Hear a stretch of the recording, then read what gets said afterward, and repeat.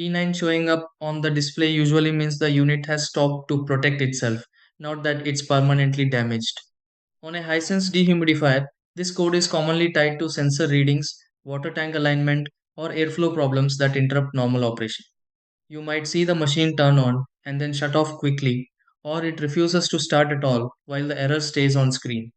In many cases, the tank isn't seated properly, airflow is restricted, or the system just needs a reset after running for long periods. Instead of assuming the unit needs repair, these are the steps you can try to fix this and bring it back to normal working condition. 1. Turn off the dehumidifier and unplug it from power totally. 2. Remove the water tank and place it back securely. 3. Check for any dust or blockage around vents and filter. 4. Clean the air filter to improve airflow. 5.